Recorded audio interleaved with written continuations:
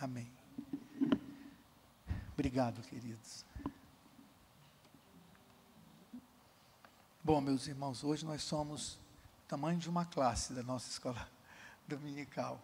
Há mais de 200 jovens em retiro e também muitas famílias, todos que não estão aqui, praticamente todos, estão também viajando, estão aproveitando o feriado. Espero que ninguém esteja lá no Sambódromo. Ninguém. Também ninguém depois gastando seus preciosos olhos vendo desfile de carnaval na televisão. Abomine isso, porque eu acho horrível e certamente não é um espetáculo que agrade o coração de Deus, o significado de tudo, as manifestações ali, sem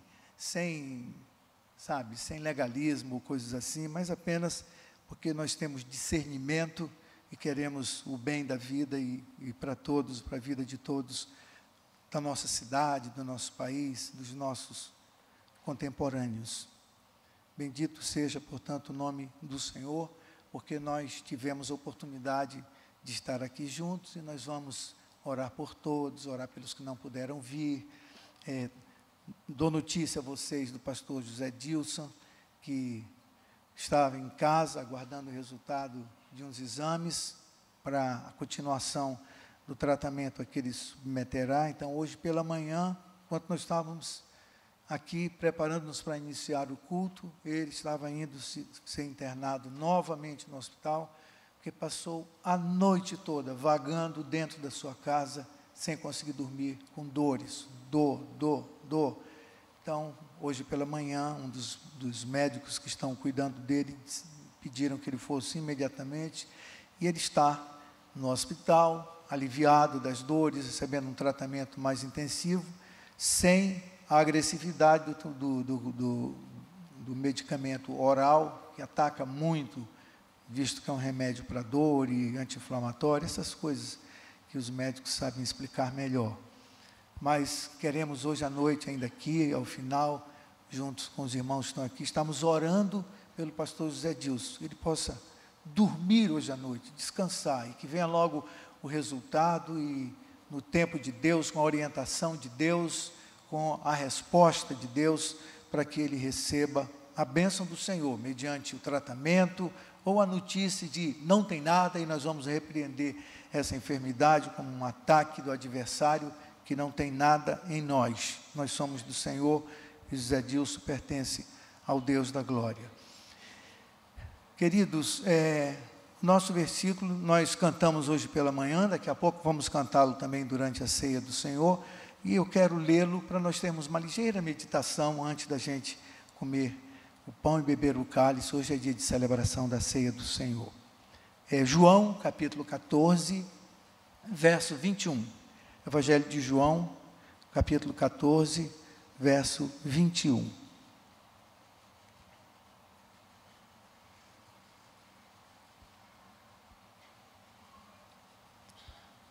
Diz assim o texto, a palavra de Deus: aquele que tem os meus mandamentos e os guarda, esse é o que me ama. E aquele que me ama será amado por meu Pai, e eu também o amarei e me manifestarei a ele. Eu e meu Pai o amaremos, eu e meu Pai também nos manifestaremos a ele. Jesus diz isso aos seus amigos. Vocês sabem qual o contexto em que Jesus disse essas palavras? Não foi pregando, foi ensinando, mas de uma maneira muito coloquial. Jesus estava junto com os amigos mais queridos, com os seus discípulos, aqueles que ele chamou nominalmente para estarem com ele. E isso já aconteceu comigo e com você também. Uma vez, quando entregamos o nosso coração ao Senhor, ouvimos a mensagem do Evangelho e oferecemos ao Senhor o nosso coração. Também Ele pronunciou nominalmente o seu nome e o meu também. E a nós Ele fala com igual intimidade, bem perto, olhando nos olhos.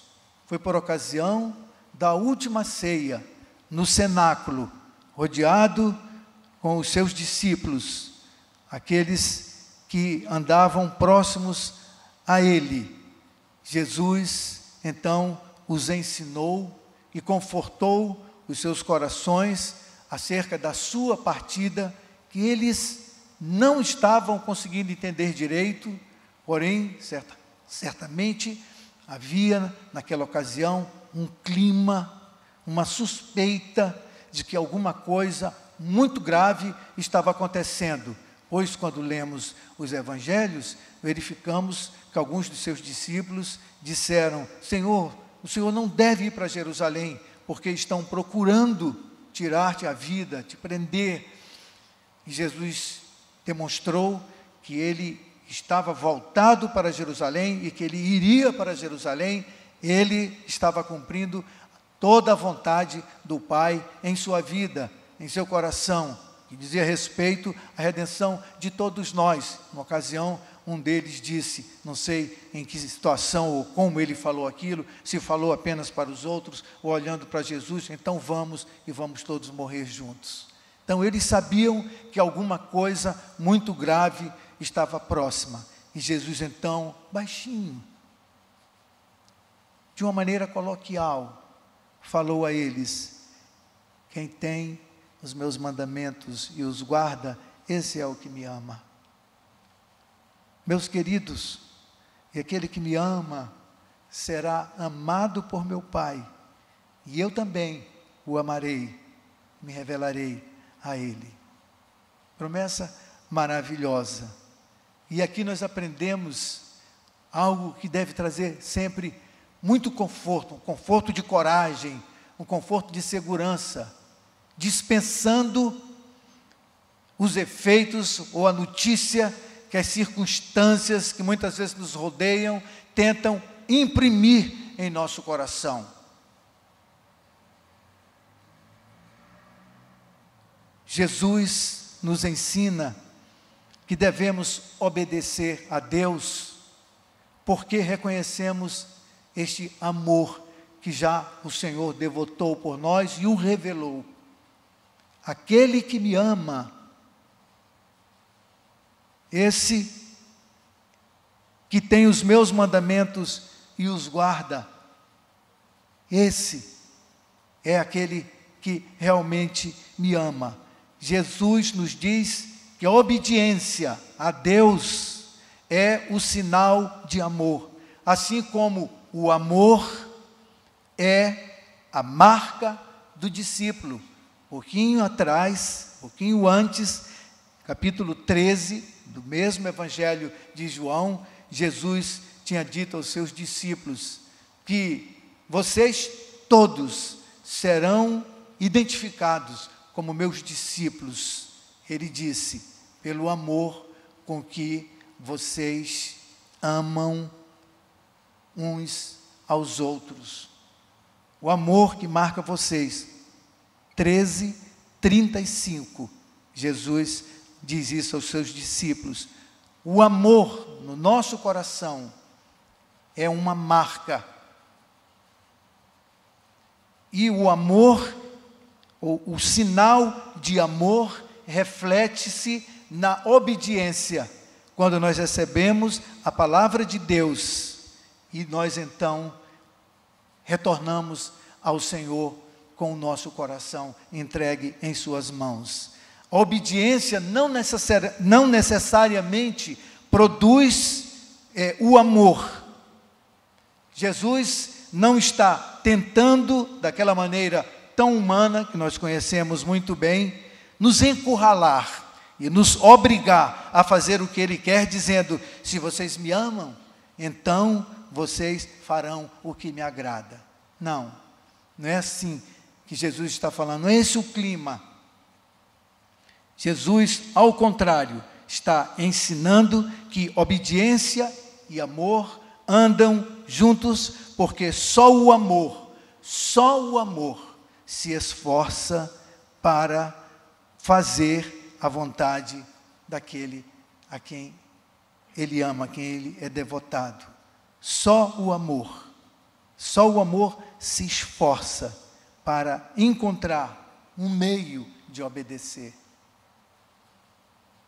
Quando nós descobrimos que não fizemos o melhor para aquele ou para aquela a quem nós amamos, nossos cônjuges, então nós ficamos, mas por que eu fui fazer dessa maneira?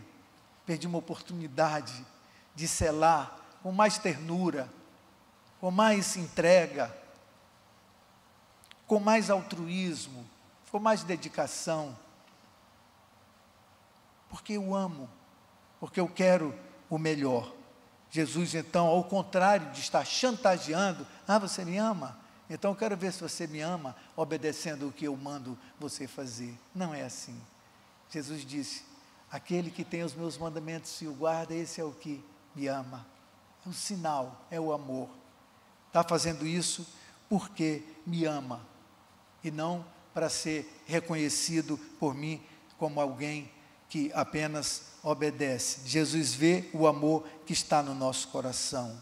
O amor é fundamental, seja para empreender, seja para receber a assistência divina que responde ao nosso amor.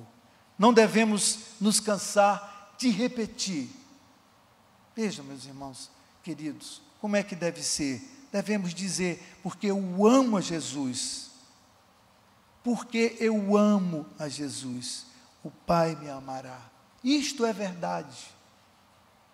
Porque eu amo a Jesus, o Pai me amará. Por causa do que Jesus já me deu, pelo que Jesus fez no meu coração, eu sei que o Pai também me ama. E Ele se revelará, se manifestará a mim. E Sua presença me dará luz.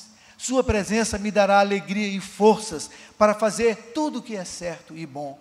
A minha esperança de me superar, a minha esperança de ser melhor, a minha esperança de fazer melhor, é porque eu sei que o Pai me amará, porque eu amo a Jesus. E porque eu amo a Jesus? Porque a Sua palavra me transformou, porque eu tenho prazer na palavra do meu Senhor. Então fecha-se um círculo de alegria, de certeza, de convicção.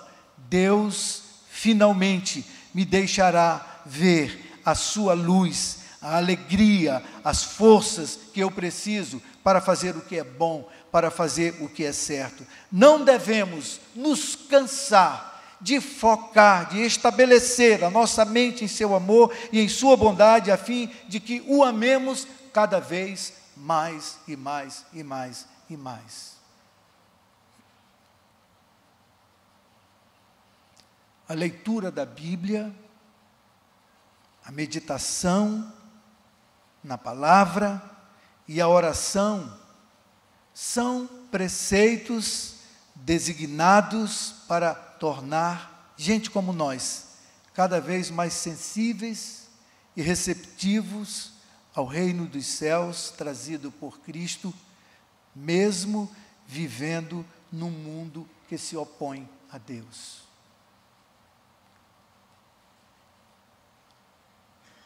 Por isso, irmãos, nós temos coisas aqui organizadas e planejadas na igreja, sempre visando nos colocar no trilho desses caminhos que nos levarão à revelação de Deus renovada todos os dias em nossos corações. Eu acordo, eu leio a palavra, a respeito da qual Jesus disse, aquele que tem os meus mandamentos, no seu bom conceito, no seu prazer, na sua alegria, na sua disciplina espiritual.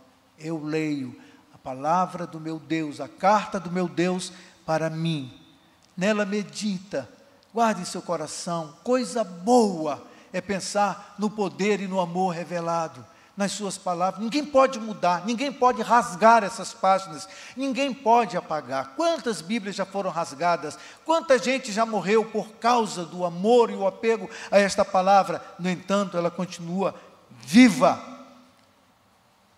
diante dos nossos olhos, vívida em nossos corações, porque esta palavra bendita, regada pela oração, pela conversa, pelo diálogo com o nosso Pai amoroso, são preceitos de Deus para o nosso coração, designados para tornar gente como eu e como você, tão simples, que jamais poderia, por conta própria, por esforço próprio, sozinhos, chegarmos ao conhecimento a respeito do reino dos céus trazido por Cristo, vivendo num mundo tão mau como nós vivemos.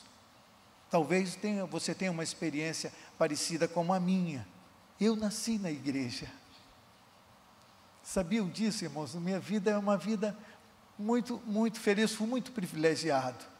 Eu nasci num cantinho, num lugar sossegado, onde nós não éramos queridos, nós os crentes, profundamente católicos. De vez em quando a gente era ameaçado lá de levar umas pedradas, alguma coisa assim. Porém, a palavra de Deus foi semeada no nosso coração desde a infância.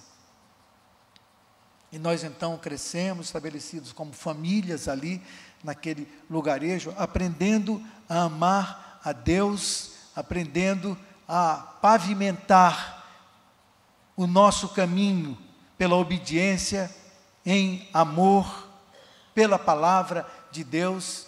E no tempo próprio da minha vida, com 24 anos de idade, Deus foi lá, meu coração que estava meio adormecido, distante dos caminhos, do interesse de Deus para a minha vida, Jesus me resgatou, mudou o meu coração, e desde então eu vivo aquilo que nós conversamos aqui e aprendemos a palavra de Deus, experimentando esta realidade todos os dias, mais e mais, amando meu Senhor.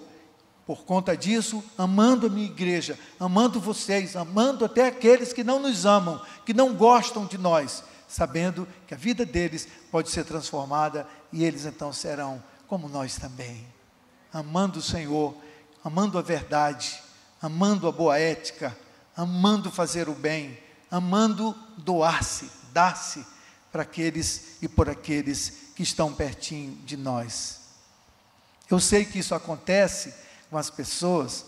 Eu me lembro de uma pessoa, Maria Del Carmo, nunca mais eu a vi, eu sei que ela está numa outra igreja.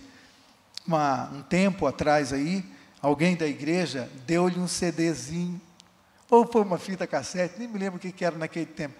Os nossos filhos nem sabem mais o que é fita cassete, mas você, que já está aí meio malhadinho na cabeça, sabe muito bem o que é. E ela então recebeu aquilo, coisa de crente, jogou no fundo de uma gaveta, ela me contou depois.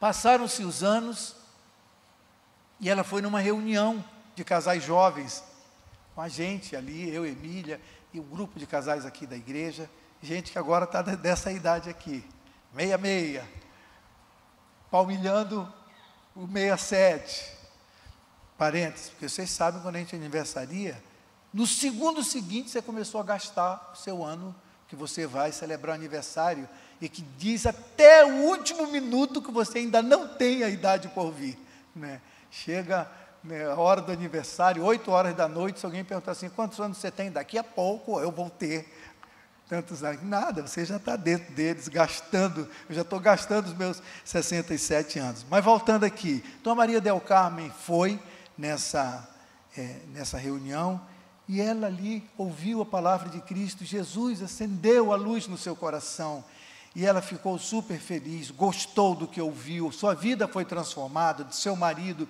dos seus filhos, e ela voltou para casa e lembrou, eu recebi um tempo uma fita cassete de um cantor aí da igreja, dos crentes, eu vou ver que fita é essa, olhou lá, era eu, a pessoa que ela estava ali, ela colocou aquilo ali, ela disse, como é que eu não ouvi isso há tanto tempo? Não por ser eu, mas as palavras estavam ali, lá estava o Salmo 45, de boas palavras, transborda meu coração, ao rei consagro meu louvor. Ela disse que eu ouvia aquilo o tempo todo, o ponto dos filhinhos, disse assim, mãe, não tem outra coisa para colocar não, quando ela entrava no carro. É porque essa coisa que o Espírito de Deus, pela palavra, pela meditação na palavra, pela oração, faz em nós, gera em nós um prazer muito grande, muito diferente, e uma alegria que não pode ser comparada com nenhuma outra. Este caminho, pavimentado pela obediência em amor, nos leva a aproximarmos-nos do trono da graça com toda a confiança, a fim de recebermos misericórdia e encontrarmos graça que nos ajude no momento de necessidade. Está lá em Hebreus, capítulo 4, verso 16. Hebreus, capítulo 4, verso 16. É assim que nós podemos viver a nossa vida debaixo do trono de Deus. Ou como Elias falava, o profeta Elias: meu Deus, perante cuja face eu estou.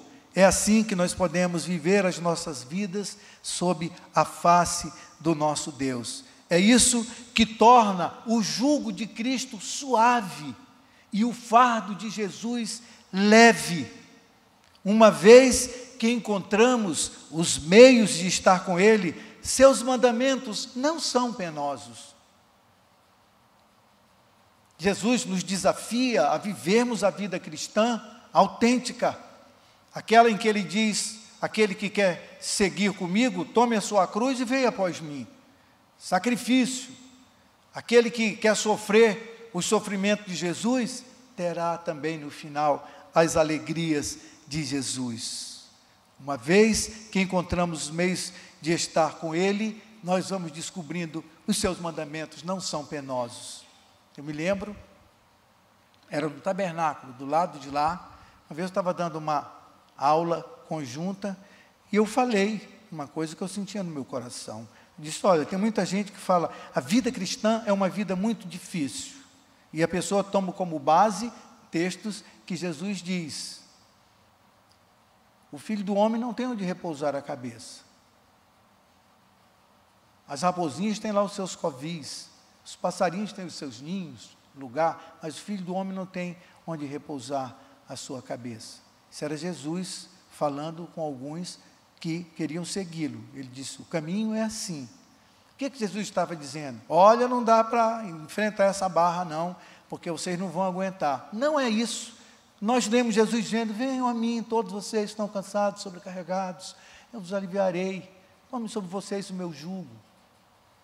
Vocês acharão descanso para a alma, porque o meu jugo é suave, o meu fardo é leve. É uma coisa muito diferente. Isso é andar com Jesus. Não tem sofrimento? O sofrimento é sublimado por todas essas coisas celestiais. Os valores do reino é que provocam dentro de nós o prazer por viver. Viver para a glória e louvor do nosso Salvador. Isto é o que acontece quando nós amamos o Senhor. Este é o momento certo, o tempo que nós vivemos agora, no entendimento, na compreensão dessas coisas. É o momento de tomarmos aquilo que temos aprendido para aplicarmos em nossa vida, nesse tempo difícil, nesse tempo de muitos desafios, nesse tempo de lágrimas. Pegarmos a palavra de Deus e dizermos ao nosso coração: aquele que tem os seus mandamentos e os guarda, esse é o que ama o Senhor, que recebeu o amor do Senhor. E o Senhor disse: eu venho a vocês, meu Pai também, trazendo alegria, gozo, paz, conforto no Espírito que nos assiste.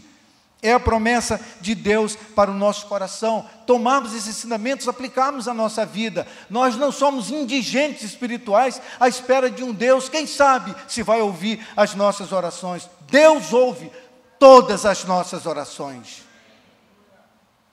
Se alguém disser assim: não, Deus não ouve todas, Ele ouve todas e responde corretamente a todas as nossas orações. Já já o Senhor providencia, não providencia agora, diz não, porque Ele não faz nada que não seja perfeito em nossa vida, mas Ele ouve e cuida de nós. Oh, não ouvi tua oração, não sei o que é isso que você está pedindo, não posso fazer assim. Não é assim que Deus nos trata, jamais. Jamais. Isso tem a ver, o que o Senhor nos está dando, nos ensinando, isso tem a ver com o que fazemos, não só no domingo, não é só domingo que nós adoramos e desfrutamos da presença de Deus, mas também entre os domingos. E o que é mais importante, no final, terá a ver também com o que nós não fazemos. Como nós nos afastaremos dos negócios que trazem maldição às nossas vidas, de compromisso que nós não podemos nem devemos assumir, porque Deus não quer que nós sejamos tolos, que nós sejamos nécios, sem entendimento, mas muito espertos, simples, porém espertos, discernimos os planos do adversário e cuidamos muito bem do nosso coração, da nossa vida, do nosso corpo, que é templo do Espírito Santo, que é morada do Senhor da glória. Porventura, meus irmãos queridos, é uma pergunta muito boa para a gente refletir. Será que Deus não nos deu tempo suficiente para fazermos o que Ele espera que nós façamos? Porque quando a gente diz assim, eu vou mudar a minha vida e vou procurar viver uma vida mais obediente, cuidadosa, diante do trono de Deus, dou-lhe o meu coração. Você já ouviu gente dizer, olha, depois que eu tomei essa decisão, parece que tudo de errado, tudo de ruim começou a acontecer na minha vida. Tudo que é obstáculo começou a atingir o meu caminho. Isso não é verdade. Esses obstáculos não surgiram ali. Eles estavam ali. Apenas você nunca havia feito frente a eles. Como é que nós fazemos frente? Como é que nós enfrentamos isso? Dizendo, eu vou fazer a vontade do Senhor. De repente, aparece um monte de muralha de Jericó no meio do seu caminho. Inimigo armado. Situações que você não está conseguindo compreender. Aquele que tem os meus mandamentos e os guarda, esse é o que me ama. E eu também o amarei. Meu Pai o amará e eu também o amarei e me manifestarei a Ele. Nós temos sido desafiados a considerar o nível de profundidade do nosso compromisso de seguir Jesus e poderemos descobrir que o nosso compromisso tem sido notavelmente débil, notavelmente tênue, fraco, porque nunca o avaliamos em termos de como priorizamos o nosso tempo. Nosso tempo é agora de sermos fiéis ao nosso compromisso com Jesus. Uma pergunta a ser considerada: você acha que você conhece suficientemente o Senhor? Pastor, conhece suficientemente o Senhor? Conhece nada, nenhum de nós o conhecemos suficientemente.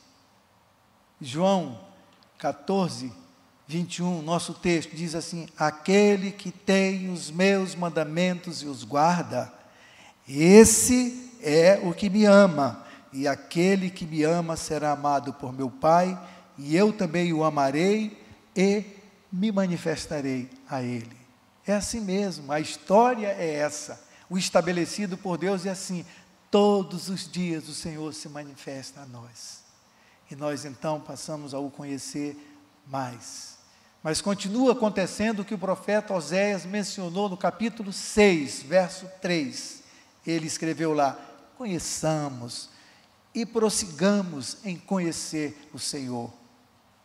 Ninguém o conhece totalmente, porque Ele é maravilhoso, infinitamente maravilhoso, porque Ele é infinitamente bom, porque Ele é grandioso, porque os seus planos são maravilhosos, muito acima dos nossos, a sua capacidade, como Deus vê, como Deus transforma, como Deus estabelece o seu poder, como Deus exerce o seu poder. Você ainda não o conhece tão bem, e eu também não, mas ao entregarmos nossas vidas a Ele, todos os dias, nós o conhecemos um pouco mais, e um pouco mais, e um pouco mais, e assim será. Deus lembra aos nossos corações todos os dias, e de várias formas: o Pai, Deus me ama; o Filho, Deus me ama; o Espírito Santo, Deus me ama, e testifica em meu coração este tão imenso amor, e Ele nos diz: venham a mim e sigam-me. Olha esse texto, que lindo. Terminamos aqui. Ele chega a nós como um desconhecido, sem um nome, assim como na antiguidade se aproximou daqueles que não o conheciam à beira de um lago. Ele nos diz a mesma palavra: segue-me. E nos confia as tarefas que Ele deve realizar em nossa época, em nosso tempo, em nossos dias. Ele ordena: e aqueles que lhe obedecem, sejam sábios ou simples, Ele se revelará nos tumultos, Ele se revelará nos conflitos, Ele se revelará nos sofrimentos que eles enfrentarão em sua companhia, e como um inefável mistério, eles aprenderão em sua própria experiência quem Ele é. E aquele que me ama será amado por meu Pai, e eu também o amarei e me manifestarei a Ele. Sabe o que eu falei aqui, meus irmãos queridos? Jesus nos chama de novo, como Ele diz lá em Mateus 11, 28. Vinde a mim todos que estáis cansados, sobrecarregados, deixa eu aliviar vocês. Tomem sobre vocês o meu jugo, aprendam de mim. Sou manso e humilde de coração, e vocês acharão descanso para as suas almas. Sabe por quê? Porque o meu jugo é suave e o meu fardo é leve. Jesus falou isso no dia da Santa Ceia, a última que Ele realizou com seus discípulos. A última e a primeira nas bases como hoje nós celebramos. Jesus comeu a Páscoa, depois fez isso aqui, que nós vamos fazer agora, não exatamente pão cortadinho em quadrado, coisas assim, mas Ele pegou do pão que eles estavam comendo da refeição pascal e o vinho, e falou essas coisas com seus discípulos, e entregou-lhes o pão e o vinho, e disse: a nova aliança agora está estabelecida, e o Pai virá, e o Espírito Santo virá, e o Filho morará em nossos corações. Será amado por meu Pai, e eu também o amarei, e me manifestarei, o Espírito Santo em nós, todos os dias, de cada dia da nossa vida, até abrirmos os nossos olhos na sua presença. Amém, queridos? Consolo e paz para os nossos corações, a verdade bendita do Senhor para as nossas vidas. Vamos orar e agradecer, e depois nós vamos comer o pão e beber o cálice, e vamos terminar nosso culto nesta noite. Pai, muito obrigado, Senhor, pela Tua palavra bendita, que nos encoraja, que limpa o nosso coração, que renova a nossa mente, que nos dá grande esperança, esperança renovada, esperança que jamais nos decepcionou e nunca nos decepcionará. Nunca ficaremos decepcionados com o nosso Deus. Quando não soubermos nada, o Senhor nos acode, porque o Senhor sabe como nós somos, e o Senhor renova o nosso coração em suas promessas. Amamos a Tua palavra, Senhor, amamos a Tua presença, amamos o Espírito do Senhor que nos foi dado, dom inefável, amamos aquilo que o Senhor nos manda, amamos aquilo que o Senhor nos ensina. Guarda-nos, Senhor, nesse tempo difícil, para que nós não sucumbamos diante das ideias e dos medos e dos terrores que o mundo tenta infundir em nossos corações. A nossa fé é inabalável, porque está no Senhor inabalável, e o nosso coração sempre frutificará, porque estamos enxertados na videira verdadeira, e a seiva de Cristo é a que alimenta a nossa força e a nossa capacidade de frutificar para a glória e louvor do Teu nome. Teus filhos e filhas neste lugar sejam abençoados, suas famílias e os nossos queridos todos que estão aqui no nosso peito, no nosso coração, os que não puderam vir por enfermidade, que a alegria deste momento também transborde para as suas vidas e eles possam ser levantados no Teu amor, na coragem, no consolo, no conforto, na paz do Senhor, que excede a toda compreensão. Nós oramos e Te agradecemos em nome de Jesus. Amém, Pai. Amém.